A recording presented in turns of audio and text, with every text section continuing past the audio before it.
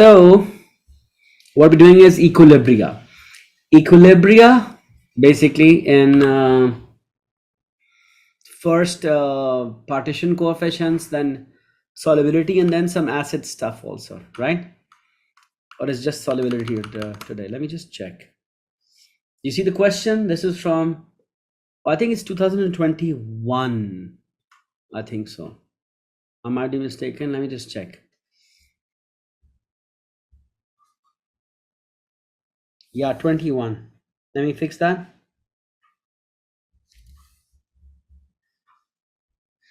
This is where this is from. All right. And today is Feb 15th. Yeah, so we actually have to do partition coefficient, equilibrium, and solubility.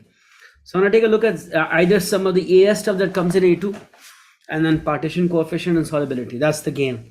That's the game today. This one is this one is on both partition coefficient and has solubility product. One of the few things that are still part of the Cambridge syllabus, but not part of other A-level syllabi in the world, which is, I don't know why they still have it, but they do. All right. So are we ready to begin and conquer some chemistry? Are you guys in the mood? Are you guys in the mood? I'm like, my daughter says, Hamoud Habibi. Hamoud Habibi. I don't know what that means, but these kids these days are all saying this, at least all our class. Just some Hamoud Habibi. You know, it's a song. Yeah, they had their play, and then they all was just singing that after the play. And every second day, it's like Hamoud Habibi, Hamoud Habibi, Habibi Hamoud, Hamoud Habibi. It's a song. All right, thank you.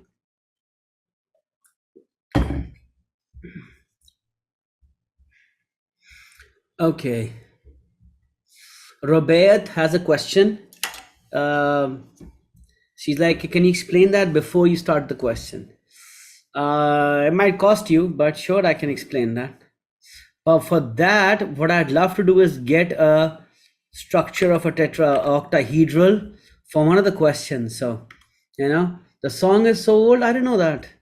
I am very old. So, you know, maybe that's a sign of things to come.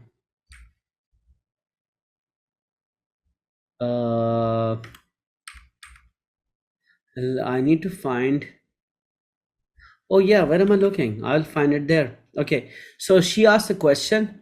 I'd like to answer this. If you guys can see the question, I think you guys can see the question. It's a good question. It's tricky. Yes, I do admit it is not always very obvious why for some of you. So sure, I can answer. I'm just looking for an octahedral structure that I can copy, so I don't have to keep drawing it, you see, because then it makes it easy. Oh, there you go. I found it. You can see her question. Oh, it's in the Q&A. It says, really? I thought when I say answer live, everybody sees her question. It's okay. Great. Thank you. I think you guys can. Thank you, Rana.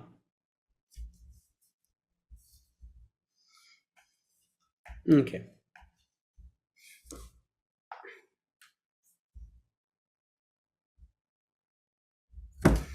So what I'll do is I'll paste. I can also take some more random questions, by the way, because today's topics seem to, I don't have too much to solve in them. So I can also, addition to those, doing those, I can take some random questions. So let me do this. Yeah. I'll just duplicate this a few times. Yeah. So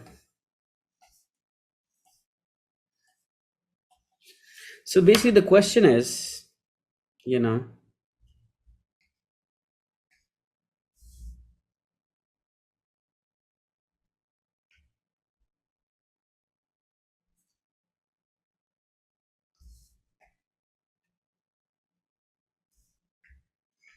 how can this molecule that is V, for example, has 3 A's and 3 B's. I'll do them in a different color.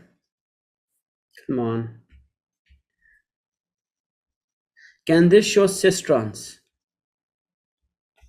Remember, in transition elements, cistrons is just the idea that angles of 90 across each other and in front of, and basically, since it's not trigonal planar, what the idea is that, for example, this arrangement of AAs would be called cis, while this arrangement would be called trans, right? That's what that is. So now, even remember, it's not optical isomerism, so there's no mirror images. So the idea would be, KR, where can I, what kind of different arrangements can I have? So let's talk about the different arrangements we can have of three A's and 3 B's. Well, okay. Let's say I have 3 A's like this and the 3 B's like this. This is one random arrangement. Now what you might want to see is, what are the bond angles between all the A's? That might be a good place to start off with, you know. What are some of the bond angles? So this AVA is 90, this AVA is 120, and this AVA is 90. So this AVA is 90, this AVA is 180, and this is 90.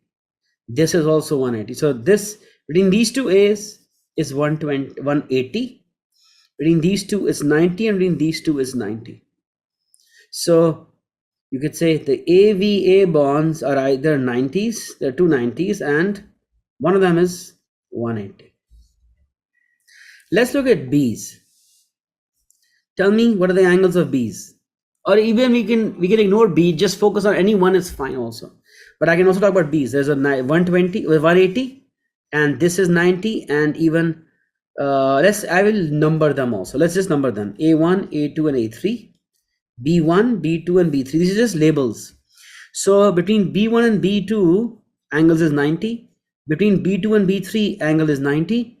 Between B1 and B3, angle is 180. So you could say that BVB angles are also 90, 90, and 180. Now tell me, can you think of a way that there is no 180 anywhere in the AVAs? Now, because you see, what I want to think about is there any way I can arrange this? Let's make up an arrangement where I arrange AVA in a way, V is in the middle, where all the A's have 90 degrees angles, not 180. For example, you start off with this A. Let's call A1. I put this A1 here. The next A, if I don't want any 180, it can't come here. So this place is out. Every other place, let's say A2 here or A2 here, is going to be an angle of 90. Now where would I put my A3? Where can I put? And I will now label these positions. I'm going to ask you guys this. So let's call this position P, Q, R, and S. Where can I not put A3 to prevent 180? Meaning I don't want 180. Is there any way I can place A3? So where, first of all, let's say I don't want 180. So which place, if I had put A3, would have given me 180? Now if I put A3 on R, this becomes 180. A3 on S becomes 180. Yes, Rano and Aisha, you guys are absolutely right. So it cannot be on R and it cannot be on S. Not possible.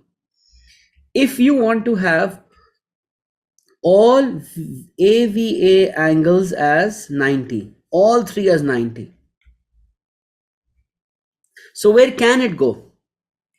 So it can either go in position P or Q. So the third A, I'll put in position number P. It could have easily gone to Q. Now let's talk about this. The A3 and the A1 angle is on top of the board, like this is top and this is behind. This angle is 90. Now between A1 and A2, 90. What about between A3 and A2? What angle is A3 and A2? That's also 90. Robert, are you seeing this? I'm using a software called Explain Everything.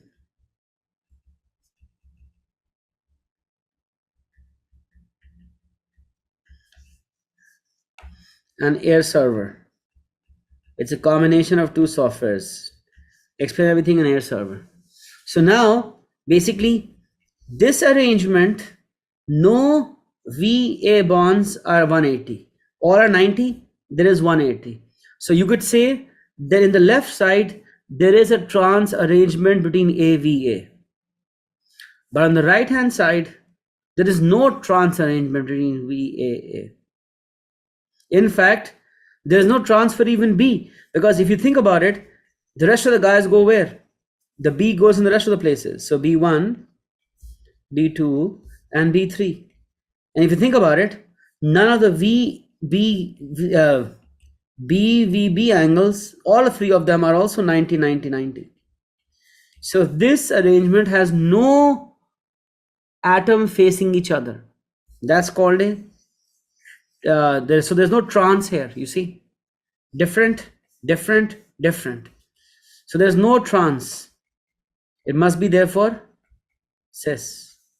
On the left hand side, this is the trans or this is trans, you see? So do you get the question now?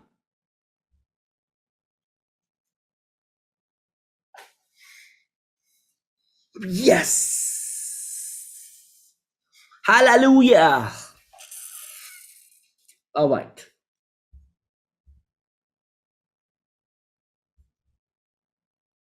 Okay. Now, what's next? Should I start the question then? Or does anybody else have a request?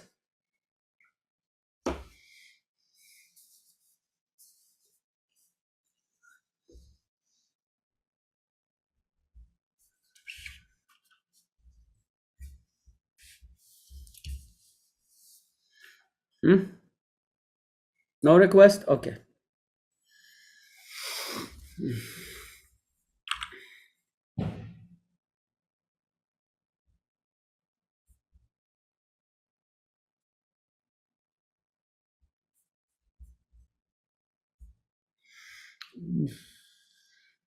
Soonish, next month. I have other things to finish, Abhi. Yeah, so.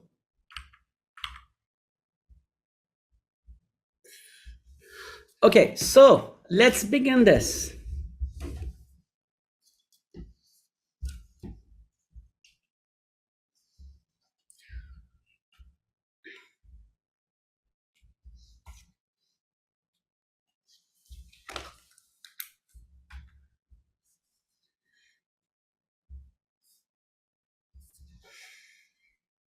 Here it says ethoxyethane C2H5O C2H5 can dissolve in both water and octanol.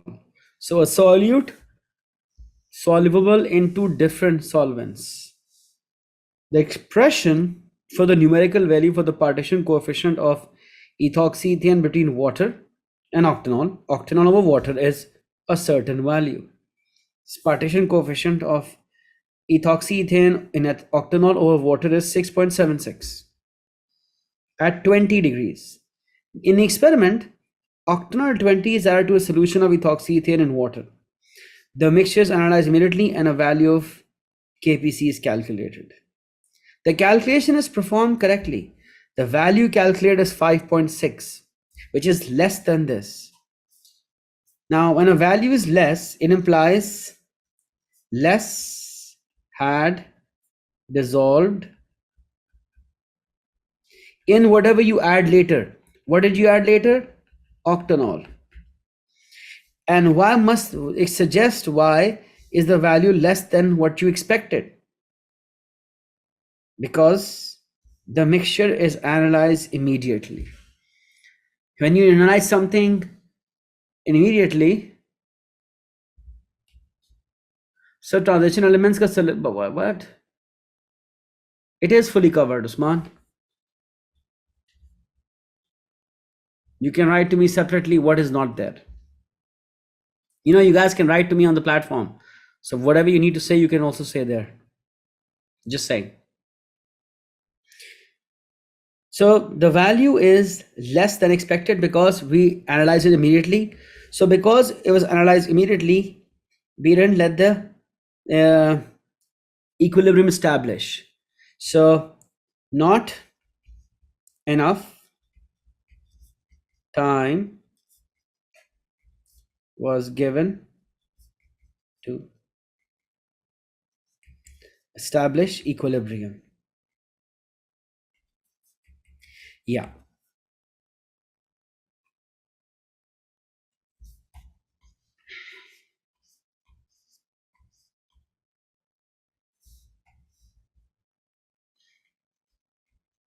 Establish equilibrium.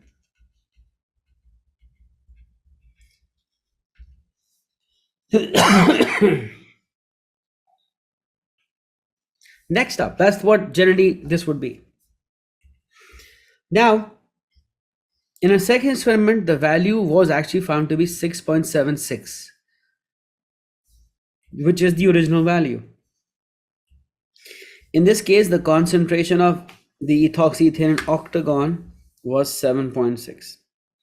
So basically this KPC, and let's call it the compound A, ethoxyethane is A, that in octanol over A in water. Since it's the same compound, MR is the same, we can take grams per dm cube as the concentration also. So the top layer is 7.62 grams per dm cube. The bottom layer we do not know. And the KPC is 6.760. That's what we have. So now do cross multiply and get X as what? When you do this, I get 6.76 divided by 7.62, right? But no, sorry. What am I doing?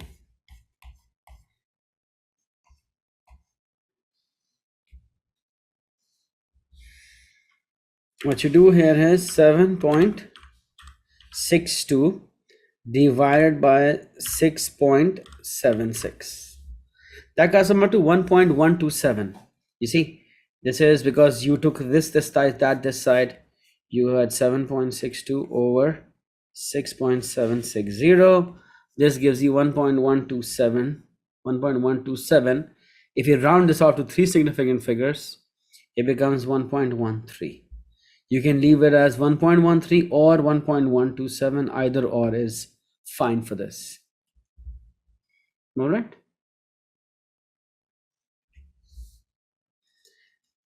Okay. Now what they're doing is they're taking 100 cm cube of the octanol layer, which by the way already had a certain amount transferred, right? How much was that earlier? So they had the octane layer was at 7.62 grams per dm cube. And you have taken 100 cm cube of that. Using this two, you would get the mass of A, ethoxyethane. And that is now mixed in water. So you had ethoxyethane and water now. Both are now again 100 cm cube, right? So you had that. You'd have two layers, one for water at the bottom, let's say, wherever it is. And that amount that was in the octanol layer. So this is the concentration of the octanol layer, which is removed 100 cm cube of that. And then you can then, because this is which you could call it a secondary extraction. All right. Now, second extraction is the idea that you have already done the experiment once. You at that time, what you had done was you had two layers and you had 100 cm3 of water. This is the original one, by the way. And in that case, we found different concentrations. The octanol layer, octanol layer, was then removed 100 cm3 of that. And that's where we did the second experiment right here. So that had a concentration of 7.62 grams per dm3. That was taken here. Now, it won't remain 7.62 gram per dm3 because if you take 100 cm3 of 7.62, yeah, what you have is you have certain mass. So mass is density into volume. So density is 7 or grams per dm3, which is concentration, into dm cube, which is how much? Dm cube. So 100 over 1000 dm cube. That'll give you the mass of A is 0.762 of A. That existed in the 100 cm cube of octanol you took, which will now mix. So now what you understand is all of this had 0.762 grams of ethoxyethane, EE or A, whatever, A or E. And it's now mixed between the two. Because you used 100 cm3 of the layer, which had this much concentration in grams per dm cube. Using that concentration, you get the mass of A. And that mass of A, which is EE, ethoxyethane, is now mixed over both. But let's say we wanted the amount that can be extracted into water. We call that the unknown X. So the amount extracted into water is X. What's left behind in the ethoxyethane in terms of mass? In terms of mass would be 0.762 minus X. That's what's happening. So basically, that's what I want to find, the value for X. And remember, the KPC remains the same. So the KPC states what? That the concentration in octanol, which is 0.762 minus X, that is over 100 cm3. And you have mixer in water, which now has X grams of ethoxyethane, that also in 100 cm3. And the ratio of KPC is how much? They've already given that to us, was something like 6.76. So I use that, 6.76. And I cross multiply and solve for X. What I need, I might need more space, but first of all, the hundreds cancel out. 100 here, 100 cancels out. All right. Then 0.76 minus X equals to 6.76 times X. And you solve for X therefore, right? So what you get is 0.76 equals to 6.76x plus X, which is 7.76. So 0.76 is 7.76x. How much do you get in X? Yeah. So that's 0.672, by the way. Sorry, 0.672. I'm missing out a 2 here. 0.672. 0.672 over 7.76 gives you 0.0982 grams. So basically, of the 0.762, water only extracts 0.0982 grams. But they want it in mole.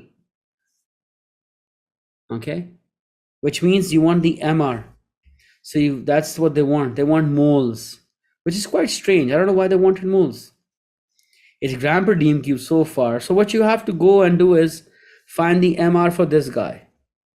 The MR is C2H5, which is 24 plus 5. You have 2 plus 16 plus 24 plus 5.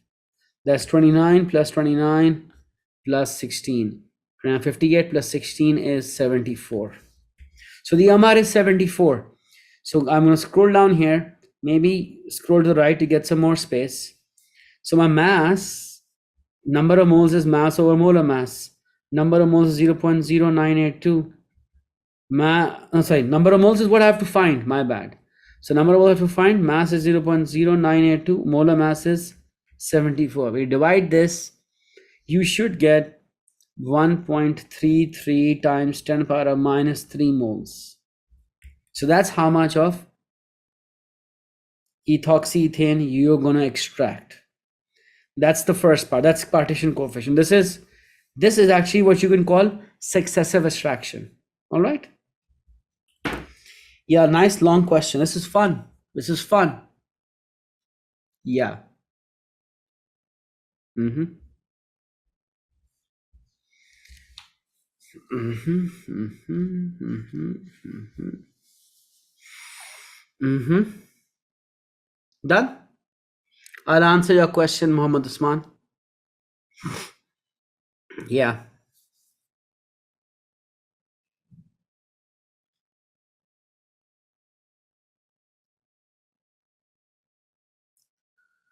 Is it okay? Can I move on from here?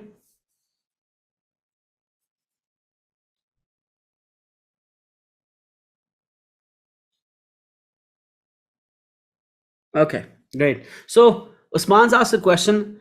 Maybe somebody else has thought about this. He's pasted a section of the syllabus that says that's missing in my transition stuff. And Usman, the reason why that's missing is because it's like trying to teach somebody addition and multiplication, and the kid goes through his whole book and says, but you know what? You must have explained all the addition and multiplication, but you don't specifically tell me the answer for 6 times 8 or 13 times 15. You don't teach me that. But the point is, when you teach somebody something, right, you give them the method of doing it. You don't have to explicitly teach every single multiplication in the whole world, right? You teach them the way of doing it. So the syllabus part that you were mentioning, the question says, describe the reactions perform calculations using suitable data. Suitable data is E naught values. And that suitable data with using E naught values, coming up with reactions and equations using half equations, I do quite often in electrochemistry. In fact, that probably is my largest chapter of videos. I think there are about 20 odd videos in that chapter.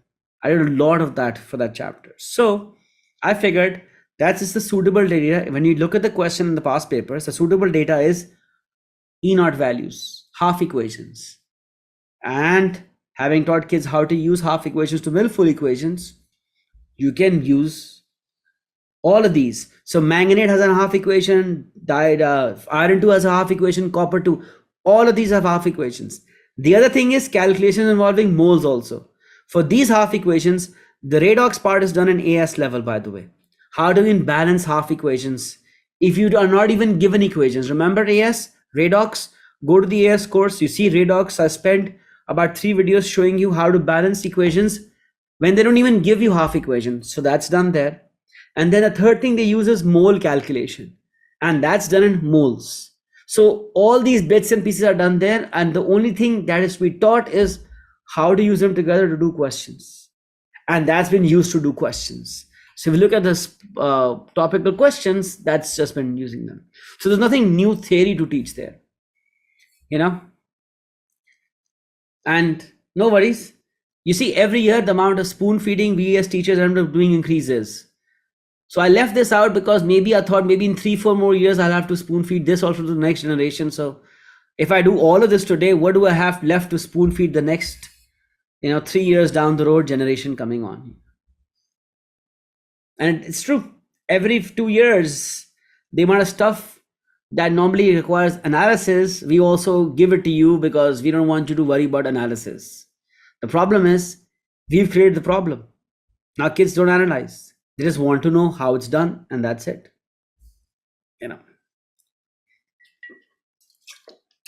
All righty. That was my once a day lecture done. Let's move on. Yeah. Can I?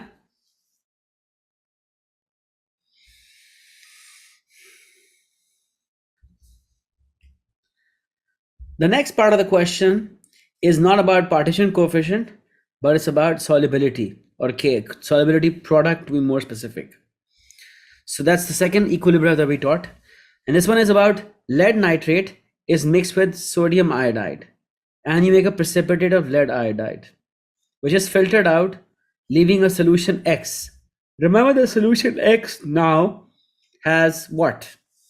It has sodium and nitrate ions also, but it is also a very few ions of lead 2 plus and iodide, because that part is saturated. And they've given you that amount also. The concentration of lead in the leftover solution X is this. The concentration of iodide is this. Using that, calculate the value of KSP. For the value for KSP, you should know that the equilibrium for, lead iodide equilibrium is this. And the KSP expression is for, this is just the right hand side.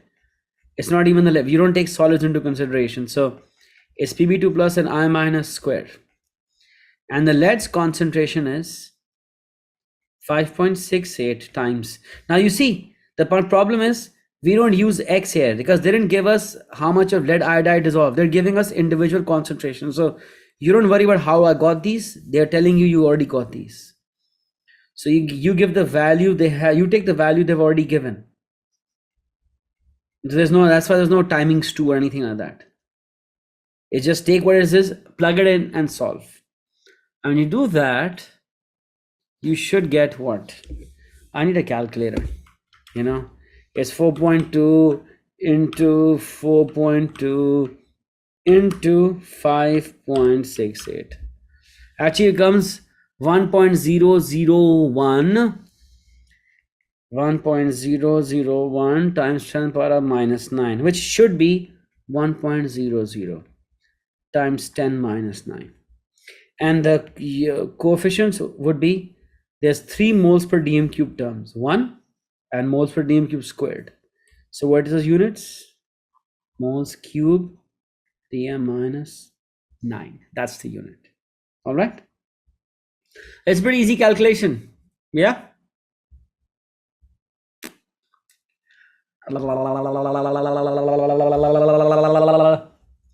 Yeah. Then scrolling down, the next part says potassium iodide is very soluble in water. But describe and explain what happens if a few drops of saturated potassium iodide is added to X. Now remember, X is already saturated what?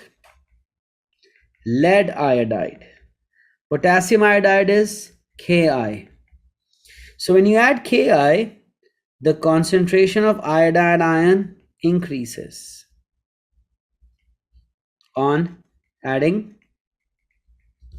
Ki. Therefore, the Pbi to this equilibrium shifts left. And when it shifts left, what do you make to form Pbi2? Yeah. Now you might say, okay, that won't get you the answer because what they're asking what is seen. Then you need to know the color of lead iodide. You might say, well, I haven't seen that.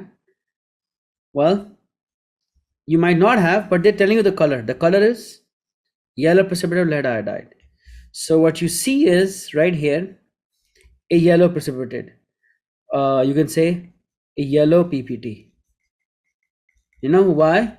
Because basically as iodide ions are the common ions, or you can say due to the common ion effect.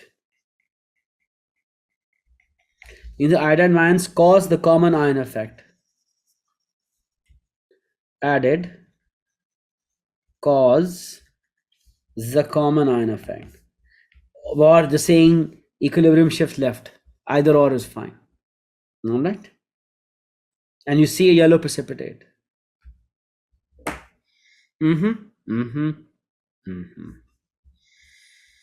Capiche, capiche, capiche, capiche, capiche, capiche.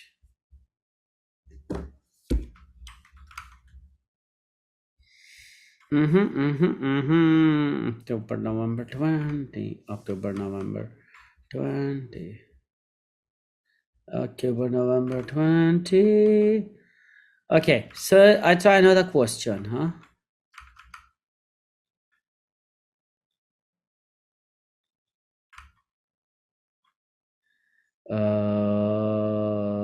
Fourth day.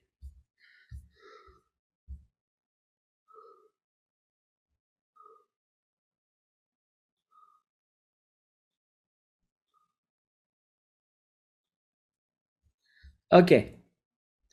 Okay. So let's take another look at another partition coefficient question. What do you say? Are you guys good with that?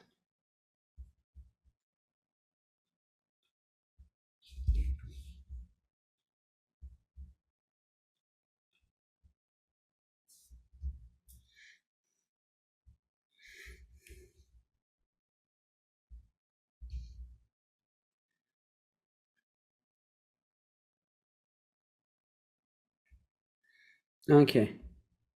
Can you guys give me just 1 minute? Okay. You know what?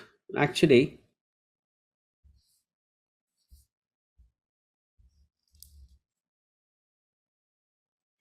what I wanted to do was just to see if you understood the previous question I did. You know, I thought, okay, maybe I can give you guys 5 minutes to first try out this question. You know, this is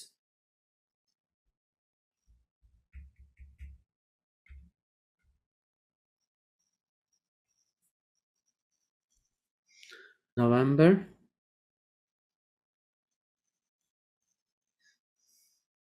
This is question number, I believe, 4. Yeah.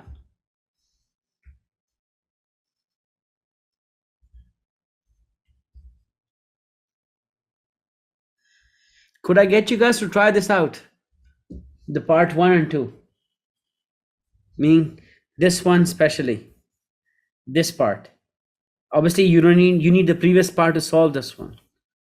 But could I get you guys to try it? Take 5 minutes to try it and then I'll try it. Then I'll solve it. What do you say? What do you say? What do you say? Yeah, sure. Awesome.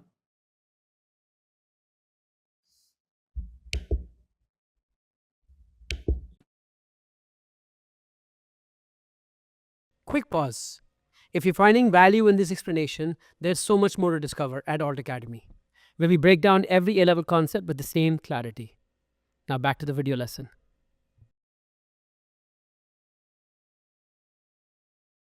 Yes, they're all available, by the way.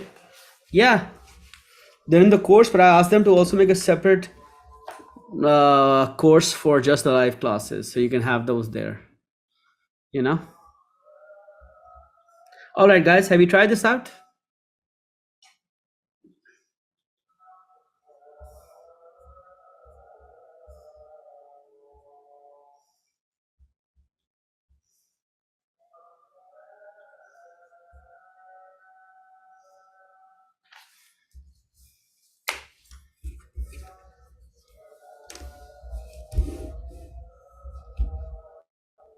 Awesome, Aisha.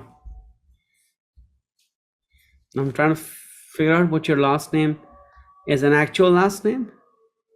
Anyways, let's start this.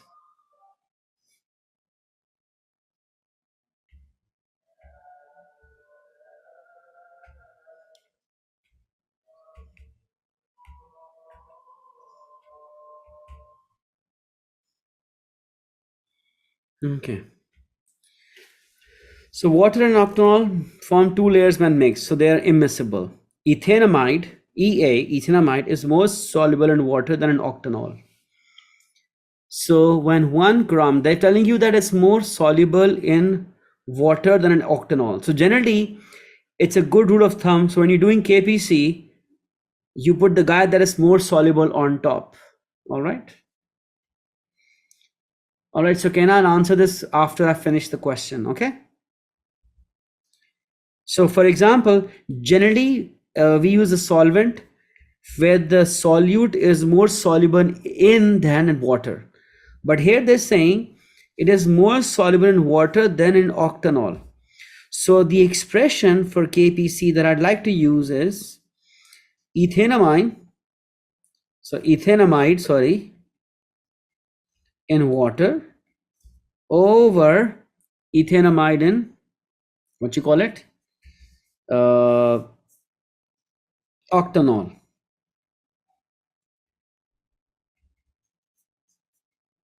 Octan-1-ol, because the guy that's more is put on top. So they're saying when 1 gram of ethanamide is added to 50 cm3 of water and then is shaken with 50 cm3 of octanol, it is found that the water layer contains 0.935. So you had a beaker and you put in it 50 cm3 of water, which had some solid, and then you had 50 cm3 of solute, sorry, and you had 50 cm3 of ethanamide, and they found in the water layer you have 0.935 grams, 0.935 out of the 1 gram. So how much went in the octanol?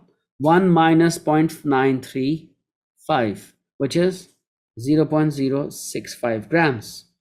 So the ethanamide in water is how much?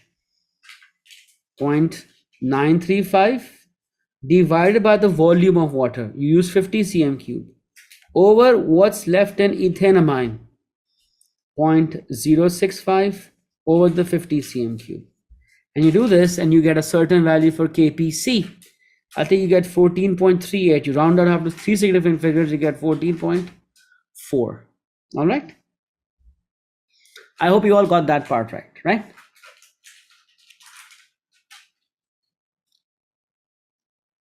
Yeah. When I scroll down, it says here, the 50 cm3 of water that contained a certain ethanamide is then shaken with 100 cm3. So what they did was, they took the same water, which I'll take in blue, 50 cm3 of that water that had 0.935 grams, shaken it with another volume of 100 cm3 volume of ethanamide, of octanol. And they're saying calculate the mass that dissolves in the 100 cm3. So they want to know how much of the ethanamide dissolves in the top guy. Let's call that X. So what's left in water? It'll be 0.935 minus X. And you have 50 cm3 of water and 100 cm3 of this. And the KPC equals to, what do you have? That was 14.38 or 14.4. So what you have is the amount that dissolved in water, which is 0.935 minus X, divided by the volume of water, which is 50 cm3. The whole thing divided by X over 100 cm3 is equal to 14.4. Then all you gotta do is just do some algebra. All right. Yeah. And if I do the algebra, I get 0.935 minus X over 50. You take the X over 100 to the other side. It was dividing on the left hand side. On the right hand side, it multiplies. You can also just even, I know I can do that. You can also take 50 to the other side. Why would that help? Simplification. Because now I know this is 2 times. And basically, that's what you have left. You just solve for X then. I know I'm just taking it longer, but if you solve for X on the left hand side, you have 0.935 minus X. On the right hand side, 14.4 over 2 is what? 7.2? Yeah, 7.2X. And so it becomes 0.935 is equal to 8.2X. And what do you get? You should get, so let's do this. So 0.935 over, so let me get my calculator out, my keyboard, 0.935 divided by 8.2. I get 0.1140. So X is 0.114 grams. So now that means only this much went into octanol layer and water has 0.935 minus this amount left. And that was the second part of the question. If I zoom out, that's what you have. Alrighty.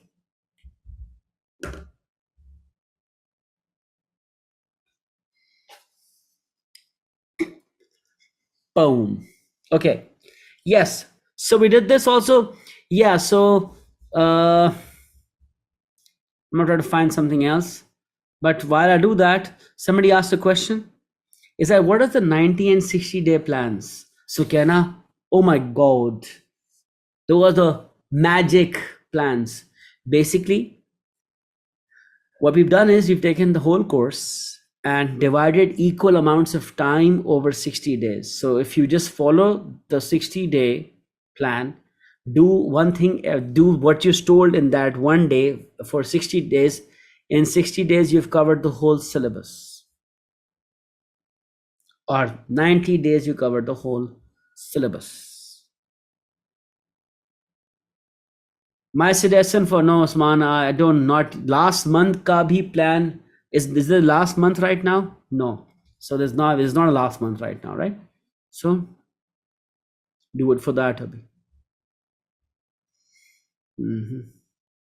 What you can do is, if you want to do the 60 days in 30 days, do 2 a day, you know?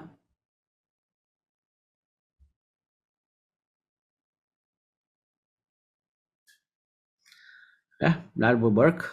So now let me find something else to solve. Okay, so to answer that question, do you have any specific questions you want to ask? Otherwise, I want to open some other questions for solubility product.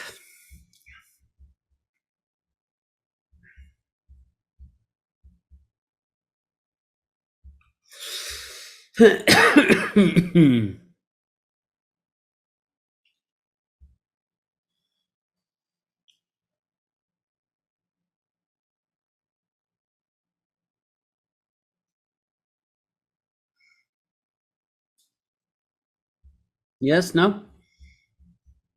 I have a question. If you have none.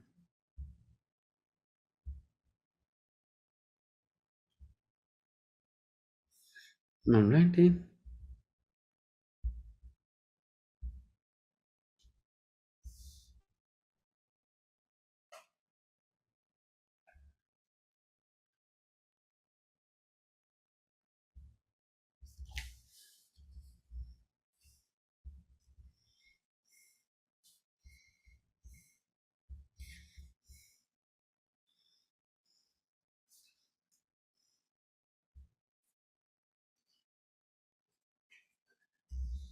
Okay.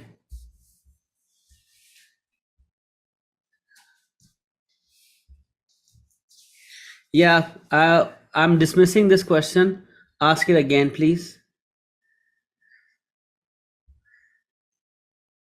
Yes, just 1 second. My 9-year-old asked me something.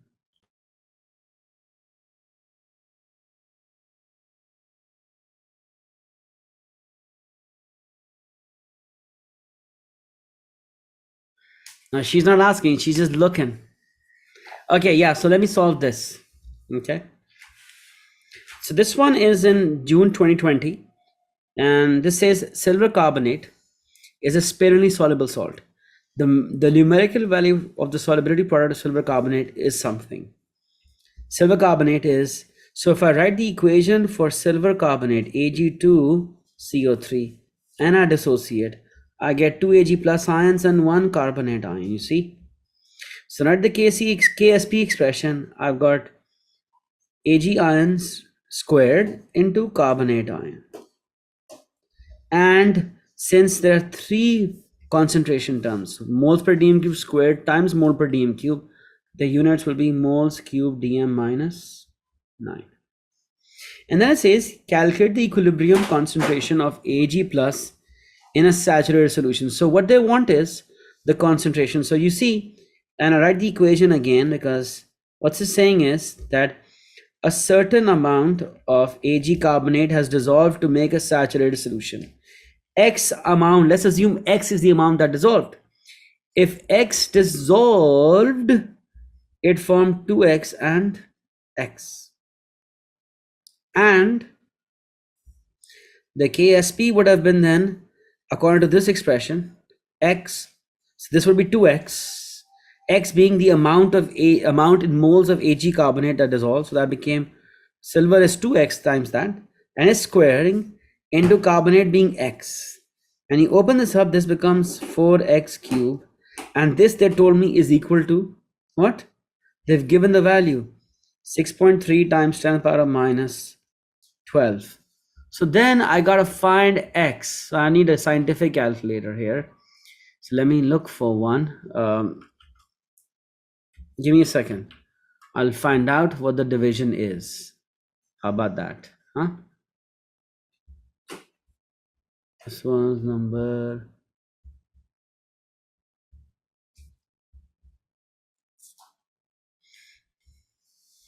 So x comes out to here. It comes out to, and I'll scroll down a little bit because I need space. So I'll scroll down here. And x, which is this, purple, is coming out to 1.16 times 10 power minus 4. But that isn't the answer, because you see the concentration of silver is 2x. The silver is 2x. So the concentration of silver ions that we used in the expression was 2x, you see. So that would be 2 times 1.16 times 10 power minus 4. That gives you what? 2.32. But if you use the calculator value that you have, it'll actually become 2.33 times 10 power minus 4 if you use the calculator value. And that's what you do.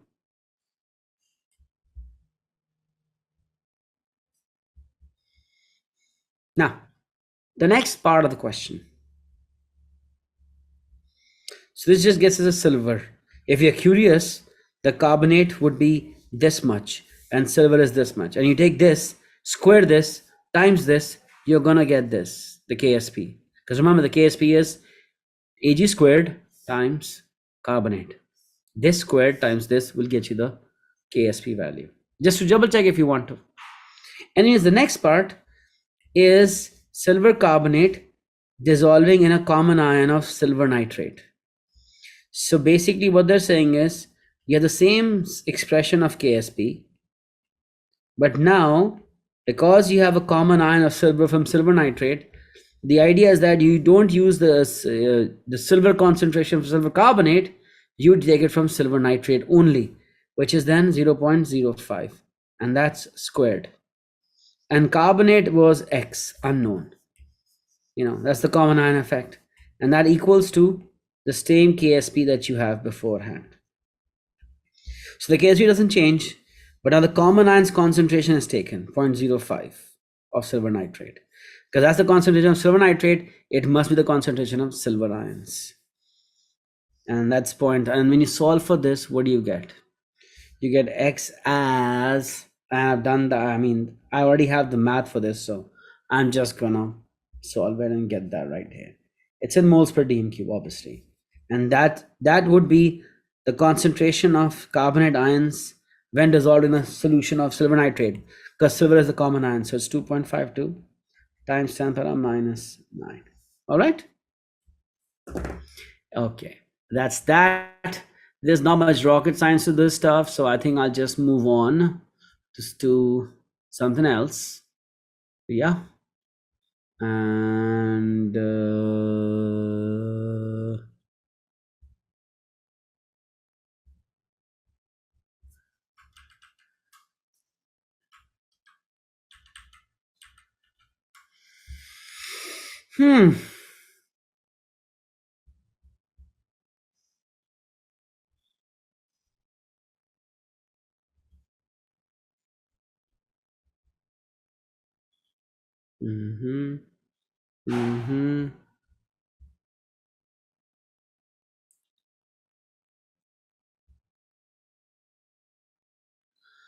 all right, done.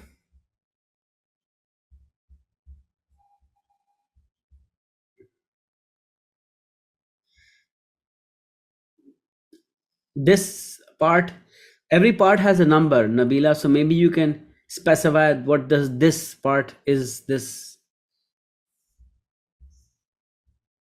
by the way, I'm assuming that you've seen the video lectures before you come here, right?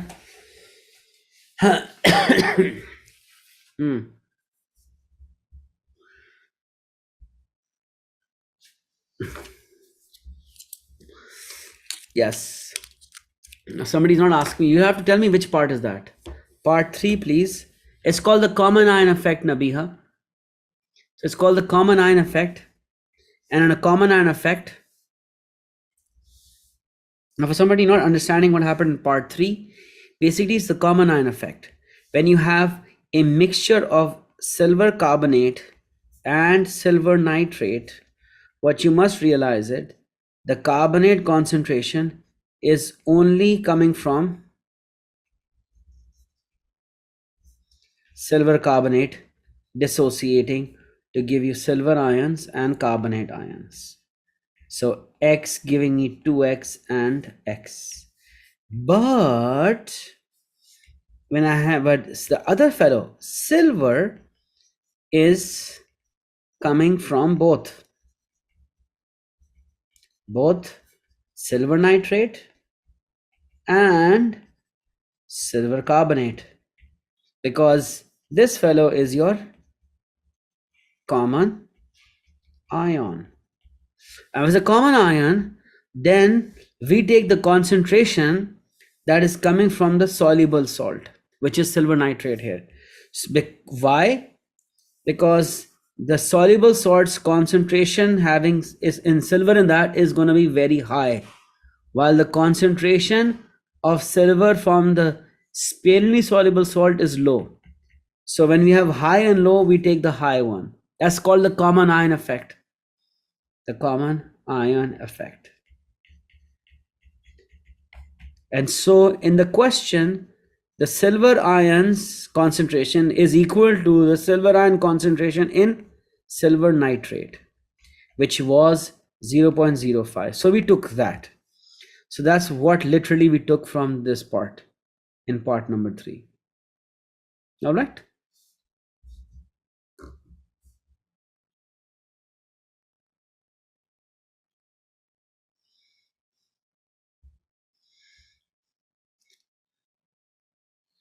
Osman, there's a Q&A. I've set the rules for this class. It'd be nice if you can ask the question in the Q&A so I don't miss it like I just did. I don't like only seeing question marks from people. It's rude to just put somebody a question mark. You would have typed out, sir, you missed my question, instead of putting a question mark. It's like me answering a question by saying no or yes. If I give one word answers to one word questions, how would you guys feel about that, right? Makes my life easy, right?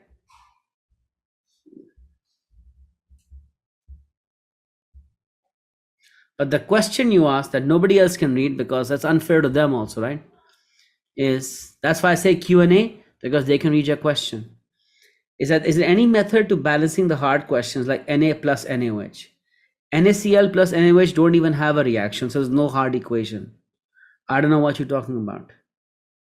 And the other thing is, if it's a non-redox equation, the only method to balance is trial and error. And if it's a redox equation, there are two methods to balancing it, using electron half equations or oxidation state calculations.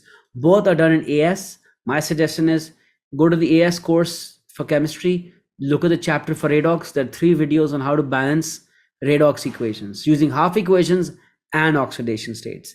That's the only way to do them. All right. And the chlorine plus NaOH for AS is learned. If you want to know how it was made, that's what I just told you from the redox chapter in AS, balancing half equations and using oxidation states. A lot of you coming in A2s might not have had a thorough AS learnings that you thought you did. So you might have to revise on that right now with that. Okay. Now, so what else can I help you with? Do you guys have any questions on KPC? Because this class is on that, and the next class will be on, which is, by the way, on what? It'll be on acid-base equilibria. Then we got transition elements, electrochemistry, and arenes and phenols and acids and all that stuff. So this class was on partition coefficients and equilibrium. So anybody having questions left on that, please let me know.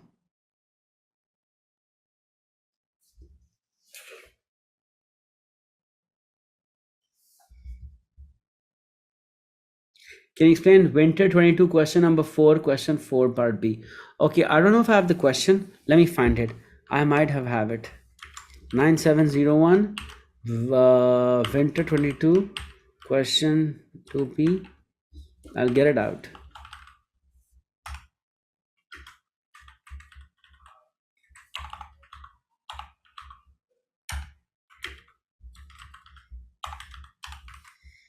Okay.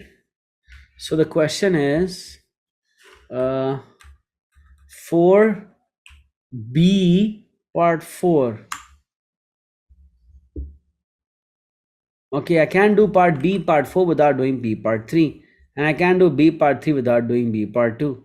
So you really want me to do the whole thing, right? So by the way, also this is a asset based question, but since you asked, let me do it. Okay.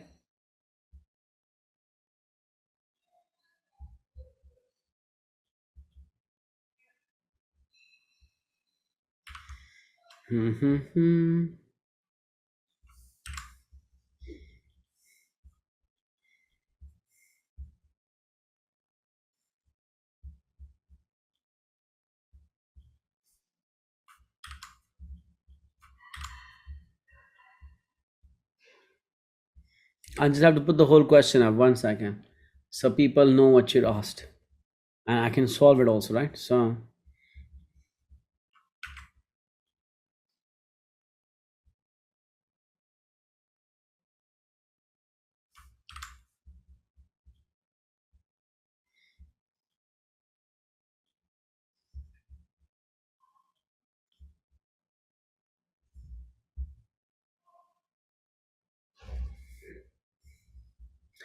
uh variant 42, which one, which question, the one that person asked or the one that I'm solving?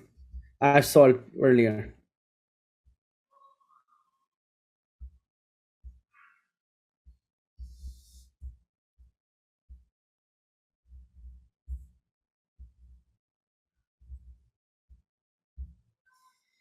This one. So the person, whoever, oh yeah, so Robert, can you see the question she's asked? I've shared that also. This one is 2002 November.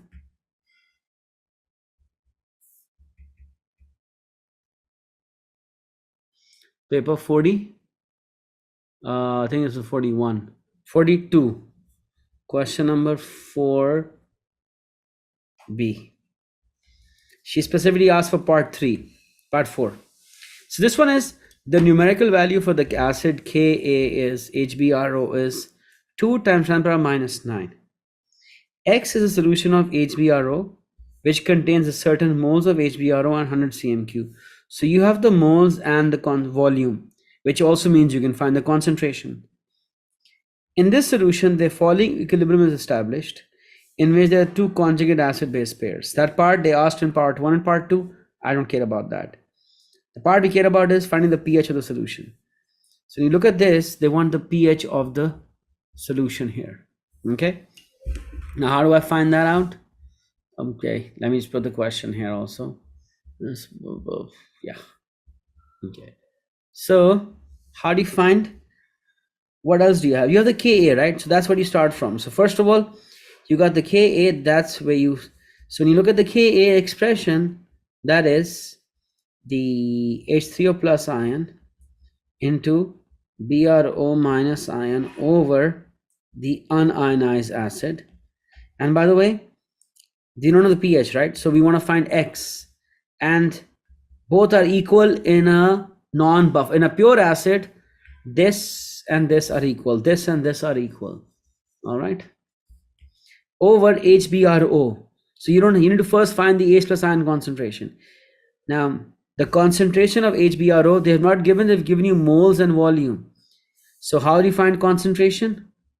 Moles divided by volume. When you do that, what do you get? You get 0.04, I believe, right? So 0.04, that equals to 2 times 10 power minus 9. You see? So this, sorry, what is it? This over this squared is equal to this. And you this times this and you underroot that. So 2 times 0.04, then you underroot that, you solve for x this way. When you solve for x, you should get x as actually I don't have the calculator. So x squared is equal to 0.04 times 2 times 10 power minus 9. That's just cross multiplying, taking this side. Then what you do is you underroot that to get, this actually becomes 8 times 10 power minus 11. You underroot that, and then you do a pH of minus log of x, because x is h plus ion. And you do that, the pH comes out to 5.05. Okay, that's the pH part. The next part is a buffer. They're saying a solution containing a certain moles of NaOH are added to solution X. Now, what are you adding? You're adding alkali. So what happens when you add an alkali to an acid? You make salt. So basically, HBRO plus NaOH make what? They make NaBRO plus H2O. And you're adding how many NaOHs? 2 times 10 power minus 3. So basically, if the ratio is 1:1:1:1, I need to know how many moles of HBRO, that many moles of NaOH react with. This is the number of moles, not concentration, moles. And how many moles of NaBRO are left over. So can we find that? Since the ratio is 1:1:1, can you tell me, can you figure out what that is? Can you guys figure out what that is? Robert, the person who asked, maybe you can tell us.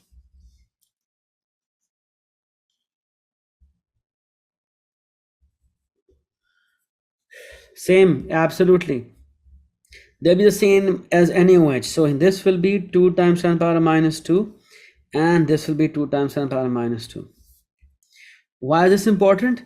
Because the acid was 4 times 10 power minus 3. Oh, sorry, 2 times 10 minus 3. My bad. Sorry, let me correct this. It's 2 times 10 power minus 3. Minus 3 and minus 3. Now, what you need to know is that this is the amount that reacted. So if I ask you, let's find the number of moles of HBRO that is left behind. Well, this is what you started with, minus how much is used up by NaOH. Used by NaOH. So how much is left? Well, 4 minus 2 is 2. So this many moles of acid are left. And at this time, remember, the total volume of the solution is still 100 cm cube, because you just added a solid NaOH. No, it's saying a solution, or not solid. So you're adding a solution, so it's 100 cm cube plus a certain volume. Okay. So maybe we can say this 100 cm cube. Let's talk about dm cube. So 100 cm cube is 0.1 dm cube. And I'll show you it cancels out, doesn't matter how much you add. So let's say the solution volume is V. So now the new volume is 0.1 dm cube, which is 100 cm cube plus V dm cube. That's the new volume. And the number of moles left of this many of acid. But when you're finding the pH of buffer, remember what else do you need? To find the pH of buffer, you need the Ka. If you remember, the Ka was H3O plus into the concentration of salt or the concentration of unionized acid. I know the concentration of acid. You know how I know that? The concentration of acid would be the moles left over volume of 0.1 plus V. We'll talk about V in a second, it'll cancel out. Then what else do I need? You know what else do I need? I need the number of moles of salt. Now if you notice the equation, how many moles of salt did I form? I form this many moles of salt. So I can also find the concentration of salt. You know how? It'll be the number of moles of salt formed over the total volume common to everything in the buffer. And now I have that. I'm going to plug these guys in here. So basically, Ka is H3O plus, which is what we need to find, into what? Into salt, which is 2 times 10 power minus 3 divided by 0.1 plus V. Now what's the acid? The acid is also the same exact. You see what they did there?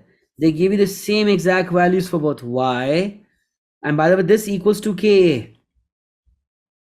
Okay. And why they give the same values? Because then you can just simply cancel out and not have to worry about V or anything else. And if you do that, what are you left with all of here after canceling everything out? You're left with X is equal to Ka. And what is X?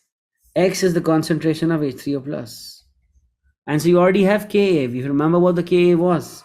And I scroll back up, the Ka is 2 times 10 power minus 9. Okay, brilliant. So now I know X is 2 times 10 power minus 9. So what's pH?